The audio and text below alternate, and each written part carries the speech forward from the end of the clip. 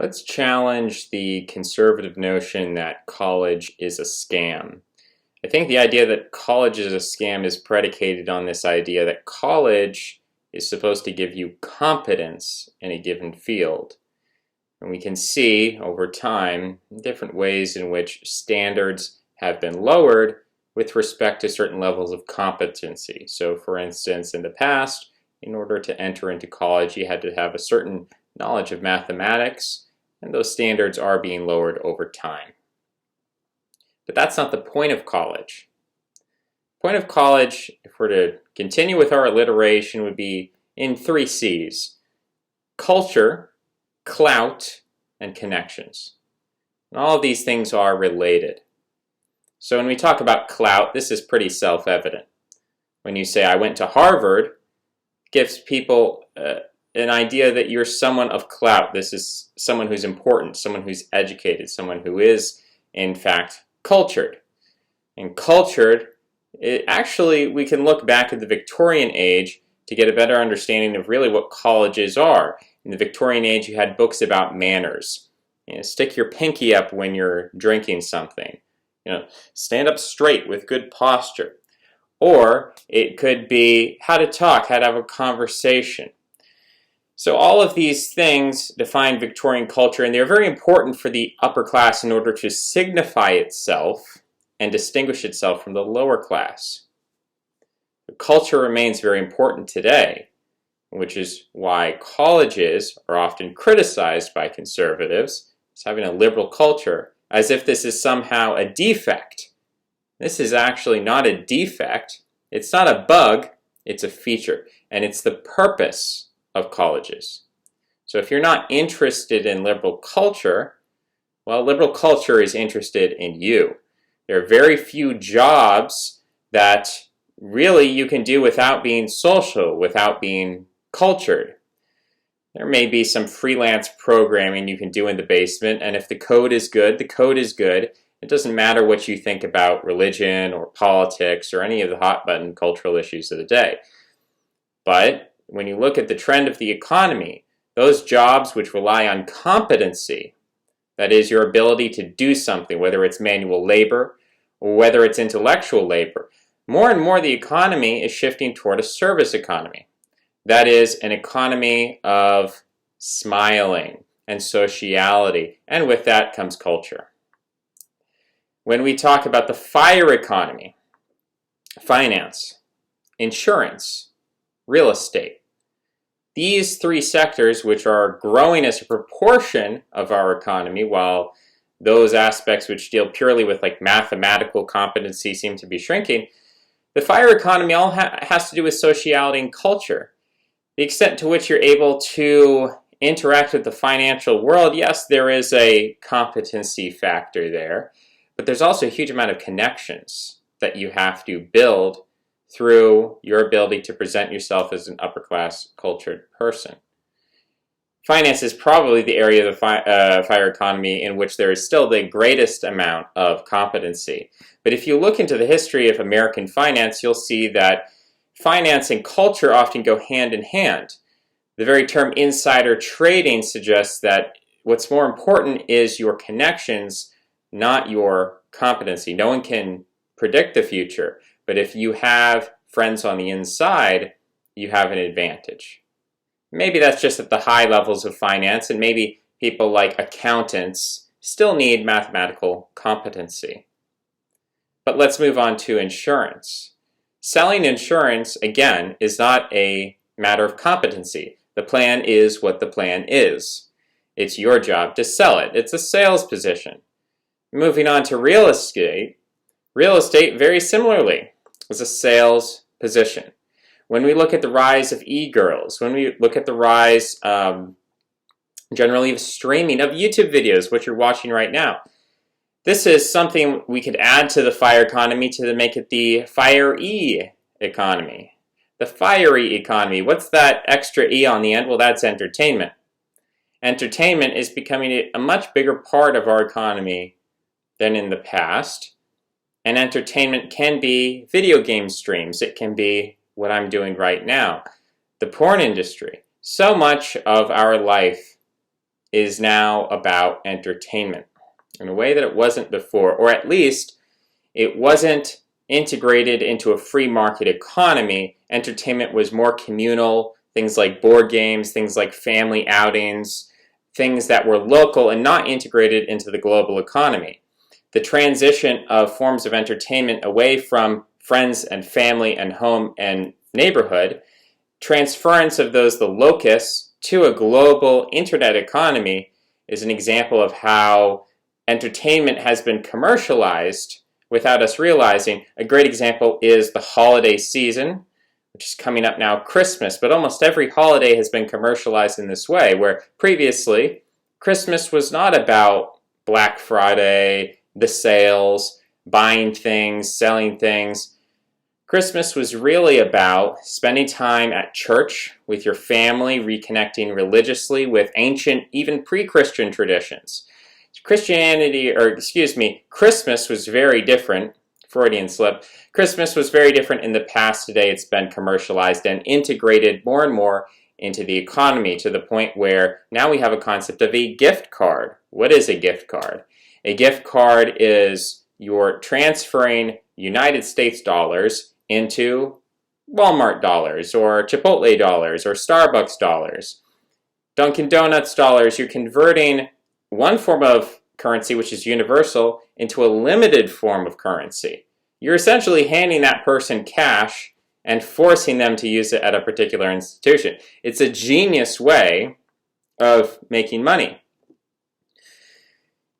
I always thought it was stupid, but then again, I'm the kind of guy who's not going to buy a scratch ticket, so the economic argument there, maybe it's the thought that counts or something like that, but these kind of trends, I cynically look at them and I say, this is moving toward commercialization. So to reel it back in, why am I talking about all this? Why am I rambling as I always do? Well, here it has some purpose.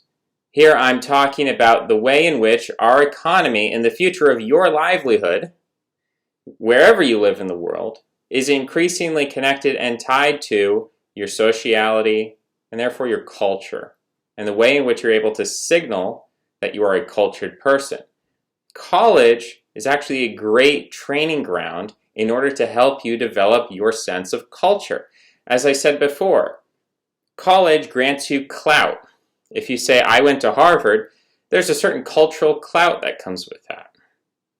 When we're talking about connection, when you go to college, you have that clout, helps you make connections. You also meet people who are connections themselves. And then the culture itself, as I referred to before, the Victorians had books on how to hold the cup of tea correctly, how to have a good posture, and how to speak correctly. And there are not just Western forms of culture, by the way. We can look at other forms of culture. You might call it a bureaucratized culture, a systematic, analytic culture. Confucianism deals a lot with forms of respect, levels of respect, different types of relations in society. So this isn't unique to Western culture.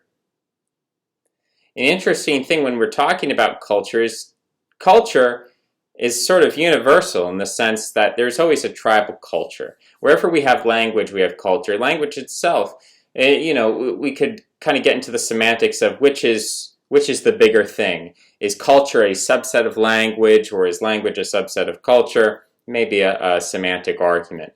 But in any case, in any culture, well, now we're really getting, what is the term?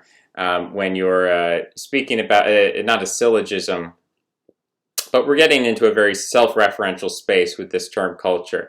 So one of the problematic aspects of this term is that it starts to become very repetitive because there are many different ways in which we use the word. So let me try to reframe this for you. Everywhere at all times there are sacred things and there are taboo things. Every single group of people across the planet, wherever you have a tribe or a society, any group of people, there are always boundaries. There are always anchor points. And I've talked about before how we are going through a transition, partially because of technology, but partially this transition or technology is a consequence of a liquidation of a social system. The social system that Europe had, or the Western world, was feudalism. That was dissolved partially because of religion, which, I mean, we can go further with the Marxist analysis and come up with some material explanation of how that came about, but ultimately it was conflicts of religion, conflicts of ideology, conflicts of philosophy that ultimately led to the dissolution of church properties, that ultimately led to the destruction of the feudal system, and really created this concept of liberalism as originally defined and understood. Classical liberalism really means a free market. And the free market really means the creative ability to do whatever you want, wherever you want, so long as you're not hurting other people, although that is very strictly defined in a way that doesn't really encompass the whole spectrum of what is harm. Harm is not just physical, but liberalism sort of gives us this tunnel vision where we only think of harm as physical often. So all these preconditions lead to a capitalist economy. It's incredibly creative, and it leads to all four types of technology, right? We have technology that in the past would be considered magical. And this technology has granted a huge military advantage to whoever uses it. People who reject technology, societies, cultures, they don't really have a fighting chance. They get conquered. They get colonized. So technology has a kind of Borgian quality to it that even though we might recognize that as human beings, we have instincts. We are born with certain predilections. We are kind of a puzzle piece, and we are supposed to fit into a specific puzzle, which is an ancient environment. When we think in a genetic scale, most of our genetics is very ancient. Genes can change, phenotypes can change, alleles can change. Things can change over time, epigenetics, right? But still we recognize that there are different parts of the brain, that different parts of our brain developed at different points in our evolutionary history. And the oldest parts are really rooted in something very, very primitive. For humans, that means a hunter-gatherer lifestyle. I would argue it even means a sort of pre-linguistic lifestyle. That is, there are still methods of communication. What I mean by linguistic, I should really use the term mimetic. That we've always had language as animals. Animals, when we're talking about higher order mammals, when we're talking about apes, when we're talking about dolphins, when we're talking about whales, birds, dogs, cats, name an animal. I mean, even insects like bees and ants use certain forms of communication, dancing, pheromones, what have you. There's so many different, there are probably, and don't take this as a fact, but there are so many different animals that have some method of communication. On some level, we could even look at intercellular communication, the way in which our cells communicate with each other within our own body. And we can say that communication is not, it would be hard for me to prove syllogistically that it's universal to all life, but communication in some basic way is extremely prevalent throughout living things, especially mammals, and as we get higher up, we can see it more clearly. The different thing about humans is we have mimetics. Mimetics allows us to institute new cultural norms, taboos, rules that are not instinctual. Instinctually, there are certain rules that we have. We are attracted toward members of our own species of the opposite sex. Now, that rule is a little bit fuzzy around the edges, but we can see the Darwinian origin of such a rule, and we can see the way that it plays out behaviorally. So that rule is there as an attractive rule. We also have repulsive rules. We smell certain things. No one ever taught you poop smells bad, okay? That is not a social construct. That is not a cultural construct, whatever. You have an instinct. You're repulsed by certain things. You're attracted to certain things. But what mimetics does, and this is the key point, mimetics comes in, and mimetics changes or adds on or subtracts, somehow manipulates and modifies your concept of attraction and repulsion around learned anchors. is what we'll call them. So whereas instinctually we're attracted to sexual stimuli, we're repulsed by fecal matter, by the smell of it, we can add on new types of attraction and disgust, which have nothing to do with our instincts, at least not directly. They're not encoded in the DNA in the way that, our disgust of fecal matter is literally encoded in our DNA. I don't have the genes in front of you. I can't name the gene, and frankly, I don't need to. And the pedantic, it's almost kind of a neo-Rousseauian sort of a tabula rasa argument that you need to find the gene in order to make a basis for a genetic argument. Kind of ridiculous, and I hope people understand this on an intuitive level. But when we say something like, I'm disgusted by my political enemies. I'm disgusted by this immorality. I'm disgusted by lying. It's very difficult to tell because these things are so ingrained in our society. We are so enveloped in this cultural context. It's sometimes difficult for us to tell, where does morality, which is a mimetic thing, begin, or what is the defining line between mimetic morality and a kind of instinctual attraction, repulsion, which Freud termed the eros thanatos. Eros being attraction, thanatos being repulsion or death. Depends on how we interpret that and translate that. Maybe I'm getting a bit far afield. But it's hard to distinguish which is which. College, maybe I should wrap it up here. College teaches us what is good and bad in the current global cultural context. And you could say, you can have some kind of higher or meta morality, you can have a contrasting morality, you can go read the Bible, or you can go read William F. Buckley, or you can go back in time and you can find a different moral culture, a different set of mimetics, and you can make logical arguments, you can make analytical arguments. You can say, well, really a good moral system would start from basic axiomatic principles, and we should do some kind of investigation, Socratic or otherwise, into which are the best axiomatic principles. We have to start somewhere. Maybe it should start from our instincts, maybe it should start from biology, maybe it should start from our sense of aesthetics. Maybe it should start from our desire for survival. Whatever helps us survive, that's the correct moral idea. Or, whatever helps us avoid suffering, avoid pain. So we can start from an axiom and we can try to logic our way, get a deontology out of an ontology, solve this is-ought problem with consistency, and find some kind of axiom that best fits whatever we think is the most true, and the most eternal, and the most perfect, and the most timeless.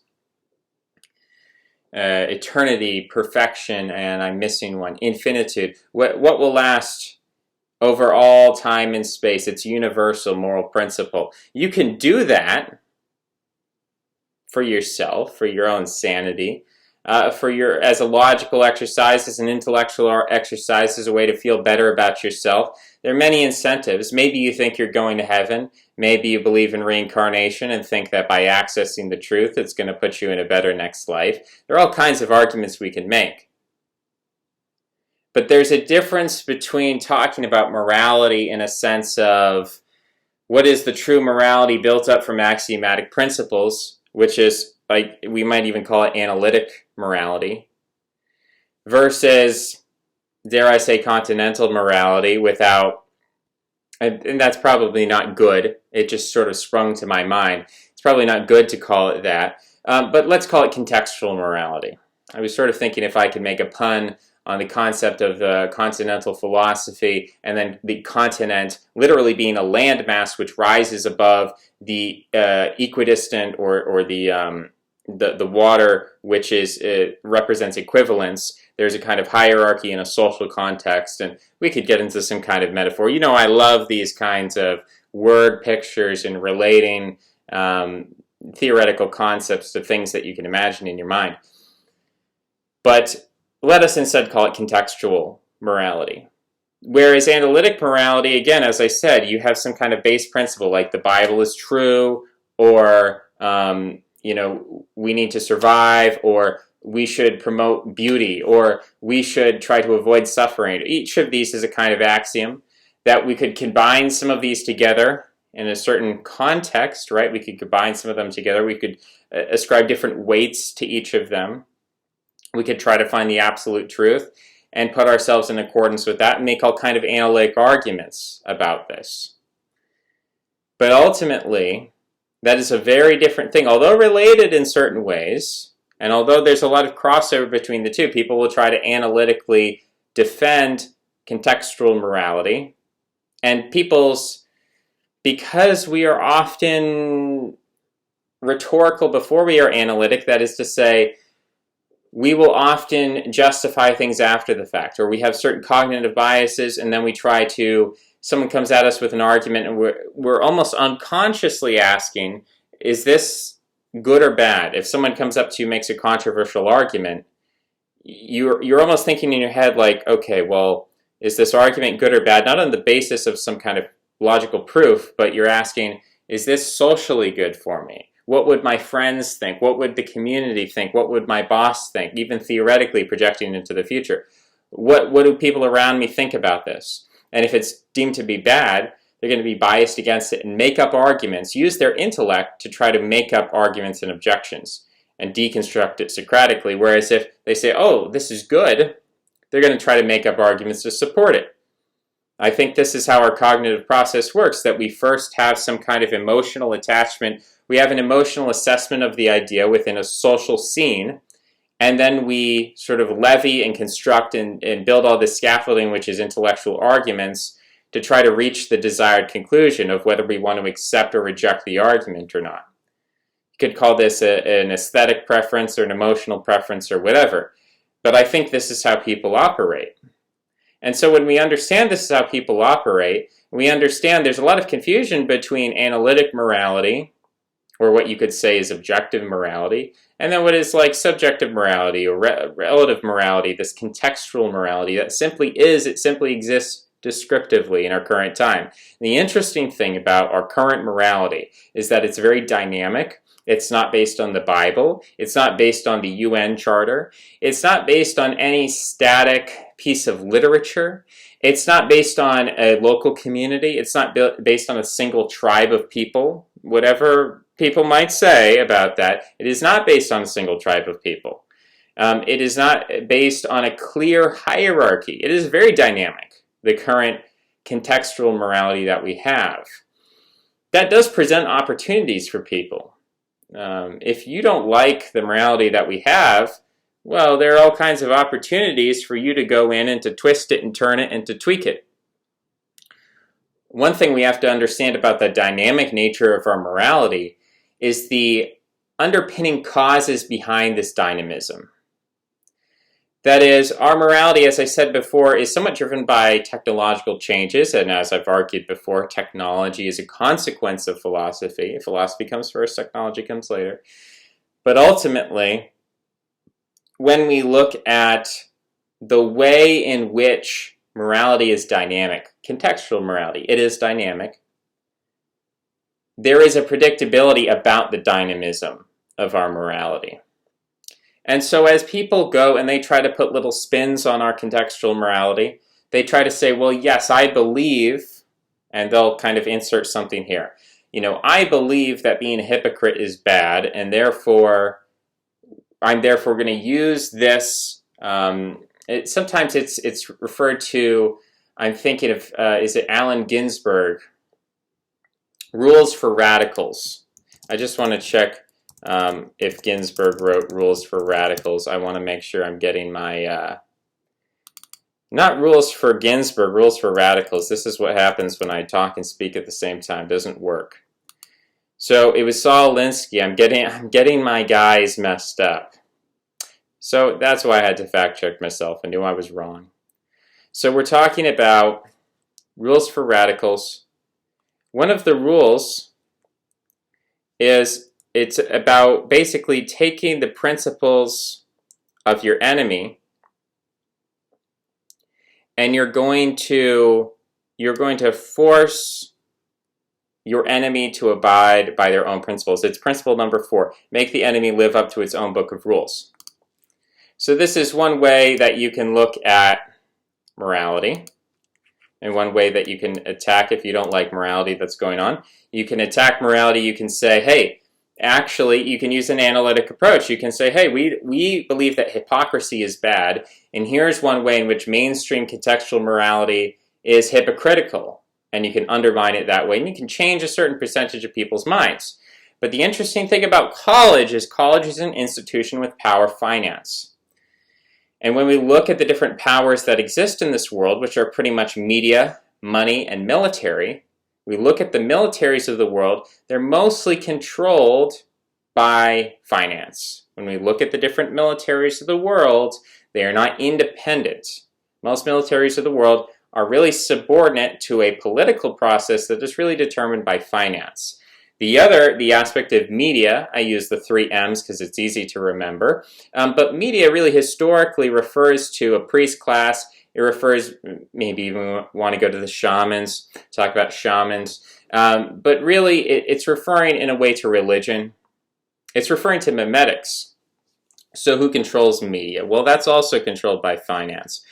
There was an argument which pretty much existed from the beginning of the internet till the present day, and it's sort of been waning off, I think, since 2014, 2015, 2016, 2017, 2018, 2019. We're almost reaching the end of the year, and this is kind of breaking down as an argument, and the argument is that the internet is opening up a new type of media that is independent, that can then change the power structure because it's not controlled by finance. Well, censorship is undermining this.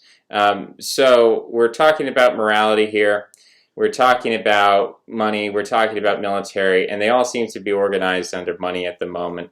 So the idea that you're going to come in and you're going to, in a revolutionary way, change the whole structure that is going on, you have to take into account these different aspects. College is not going to change. You're not going to go and change the college culture. It is an institution that is interconnected with every other institution that we have. And so when we're trying to create a parallel college, so this has been something I've been interested in, a parallel academia, which has a different culture, different values, different morality. I thought that's very interesting. Because when you look at memetics often rises and it dies. There are a lot of really interesting intellectual movements going on out there. And if you study a little bit of history, not deep history, but contemporary history, sometimes is referred to as political science, or what was the class that you had back in 8th grade? Social studies, sociology. If you study the rise and fall of movements, we're seeing something which is related to but distinct from the cults of the 1960s. When Charlie Manson had his little cult, that's kind of the archetypal cult that we think of when we even use that word. That was physical, geographical, it was tribal, communal, it was people face to face, psychoactive drugs, sexuality, it was very much connected with people's instincts. And face-to-face, there was a kind of anchoring. Once you got in, you couldn't get out. Another example would be the mafia. The mafia, in a way, is a cult. Any kind of criminal organization on a high level is a kind of cult formation. Gangs, Bloods, Crips, MS-13. So when we take that and then we look at the internet age, the rise and fall of cults has become much more sporadic. And we're seeing these... it's almost like when you go in the club and there's a strobe light and it's off and it's on, and it's off, it's on. We're moving away from a kind of organic cultural development where everything is kind of interconnected. In mathematics, we call this a steady state. So a steady state is in which you have an equation with different variables, different inputs, and eventually, you're looking at, so often this is having to do with populations. So in a population, you have a birth rate and you also have a death rate. Now, usually in an organic system, this will reach some sort of a steady state. So if you look at deer in the forest, well, maybe there's a tiger that eats the deer, maybe there's disease, maybe there's famine, or whatever, so that contributes to the seasonal death rate. And then you also have a seasonal birth rate, so deers aren't just screwing all the time, they have a certain specific season. And so this birth rate and death rate, it kind of fluctuates throughout the seasons, but overall, you reach some kind of population limit, you reach some kind of steady state. And we can apply this to culture and memetics, that over time, you kind of see the appearance of a steady state. You see that in the past, well, at one point, Christianity was revolutionary, and then at some point, it became traditional. This is true, going back to agriculture. At one point, agricultural activity was revolutionary, and at some point, it became traditional. So you see this progression from the point at which something comes into being, and then a point at which it sort of reaches a cultural steady state. It's no longer a revolutionary idea. It's accepted. It's conservative. It's traditional. What's interesting now is that this whole concept of a steady state has kind of been thrown out the window, that we have this, when we talk about the birth and death of memes, a meme will just take over. I mean, you literally can't avoid it if you're on the internet, as most people are. You cannot avoid these things. They're everywhere. What's the latest one is Baby Yoda. And Baby Yoda comes onto the scene, and Baby Yoda completely obscures, every other meme. Baby Yoda inserts itself into every other meme. Old memes that were dead come back with the Baby Yoda flavor. Baby Yoda is inserted into all these scenes. And so Baby Yoda is very popular now, but I can tell you that in a year's time, maybe even shorter, maybe a month, maybe a week, no one's going to care about Baby Yoda. Maybe people won't even remember Baby Yoda. And as you look back, I remember there was a troll face drawing. And it's interesting if you actually look in the history of the troll face, who originally drew it, copyright claims, everything that went around that. It was such a popular image, nobody uses it now. I mean, in a real way, it's not that you can't use it, it's not that it's taboo to use it, it just doesn't really exist. So we're seeing this, what is referred to in biology as kind of an algae bloom. So you have this extreme growth rate and then an extreme death rate.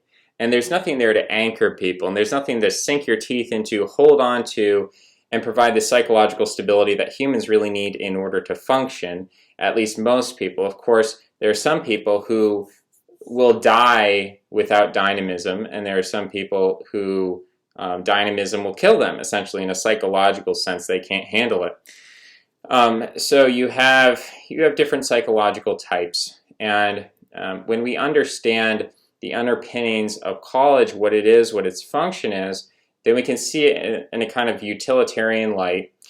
We can see the direction that it's heading in. We can understand finance and technology. We can understand the roots of these things, and suddenly the velocity and the dynamism of culture appears clearer to us, where we're less focused on memes, whether it is Baby Yoda or Trollface, or whether it's more ideological or political. All the time we're seeing this rebranding, we're seeing people advocate for an idea which is countercultural. The whole thing falls in its face. No one cares. Everyone's forgotten about it. Occupy Wall Street is a great example. The anti-war movement is a great example. The World Trade Organization, I believe it was these protests in early 2000, where people were protesting essentially free trade. These movements have fallen and no one cares about them anymore. And so my argument against these kinds of movements is a kind of anti-mimetic argument. It is an argument saying that just as we should not sacrifice our lives for Baby Yoda, just as we should not grab pitchforks and run wild through the streets with Baby Yoda masks on, we should also not put Guy Fawkes masks on. And we should also not emulate other temporary forms of culture that are fleeting. Even though we have a strong desire to do something, we all want to be part of something and do something that we feel matters. We want to be part of a group, tribe, or community. We want to have an in-group that we can sacrifice ourselves. We don't want to live. We want something to live for. We don't want to just die. We want something to die for. And so we are not individualistic. We are idealistic, we are communal, we're tribal, we want to attach to something. So when we see a new ideological movement pop up on the scene, and it's got energy and excitement, everyone wants to join it, the instant impulse is to hop on the bandwagon. Well, the bandwagon's going to crash. It's going to go over a cliff, it's going to explode into a million pieces, And people who involve themselves with it are going to get psychologically damaged, let alone the risk of, I don't even want to go into the risks in particular, but let's just say there are risks externally to joining these kinds of things.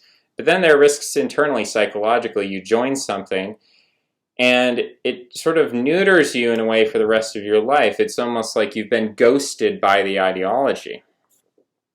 So understanding all of this allows us to see college for what it is. It understands us to see the culture for where it's going. There is a strobe light, but if you can kind of put on the brown colored glasses and take the brown pill, then you will not see the strobe light. You will not see the off and on of the memes, the Yoda, the Occupy Wall Street, the anti-war movement. You're not going to see that. You're going to see where the culture is going. And when you understand where the culture is going, because of the root causes of that cultural velocity, you can understand how to navigate it on a personal level.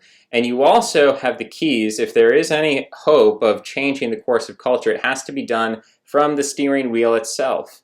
You can't, if you're on a ship, and we know about the components of a ship, we know there's sails, and we know there's a poop deck, and we know there's a big wheel that you turn, or a rudder, depends on the size of the ship, right?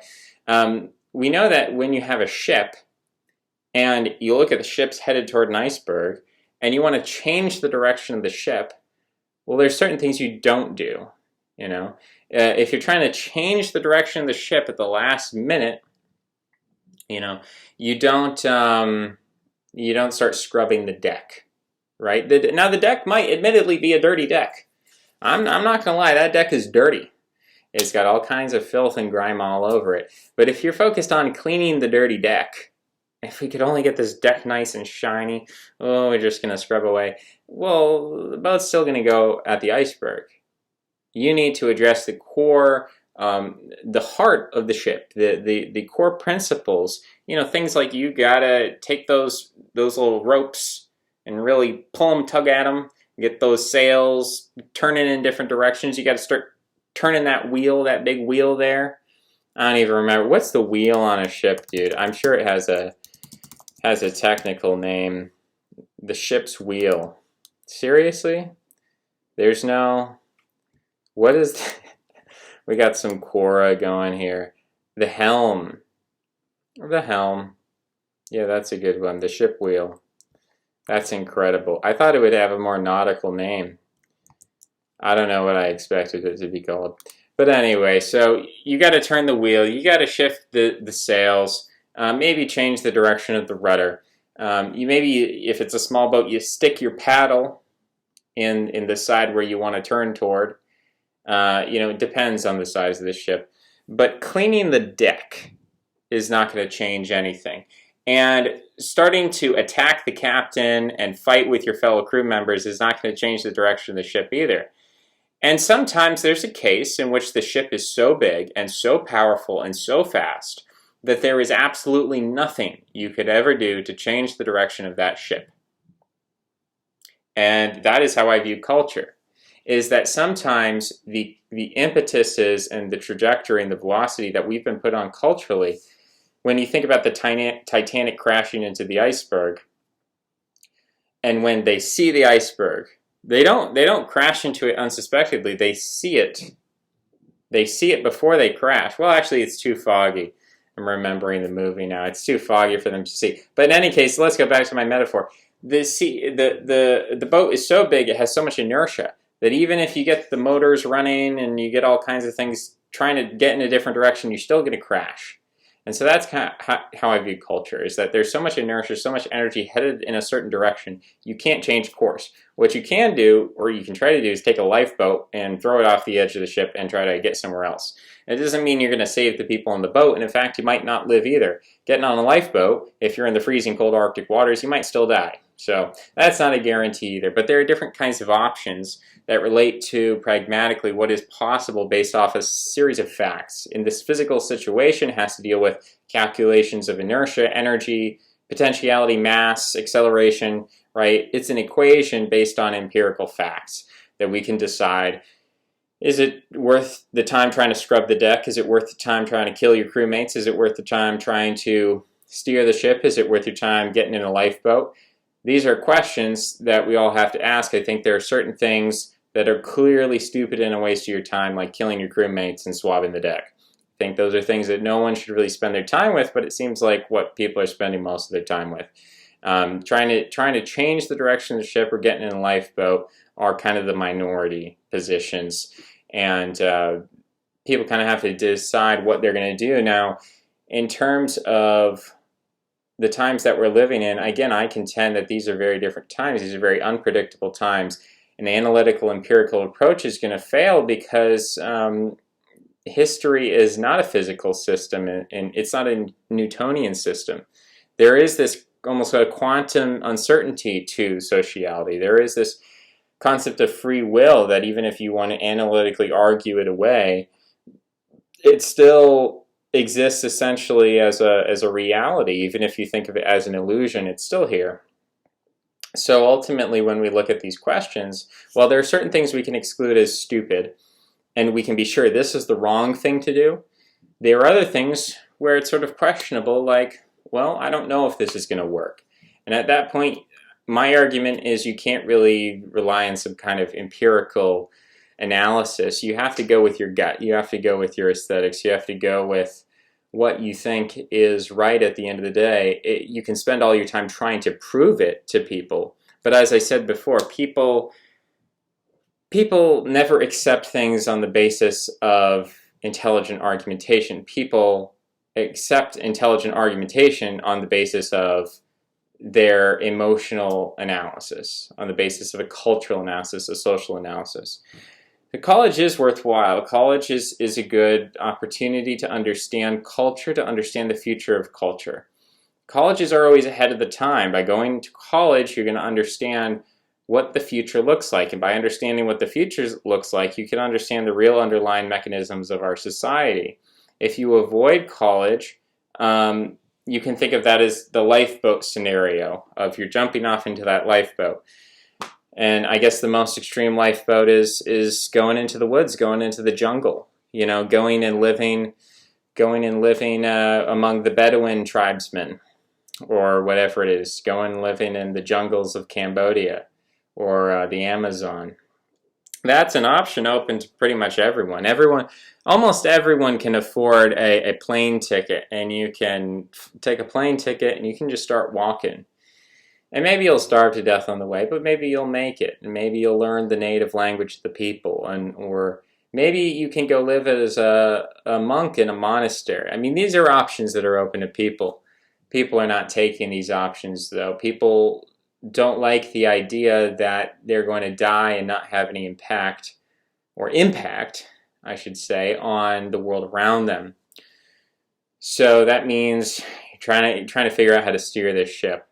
Now, in this case, we don't really know necessarily how to steer the ship. I guess I'm kind of repeating myself at this point. It's all here. It's all in the video. If you didn't understand, go back and watch it. Hope you've enjoyed, and see you next time.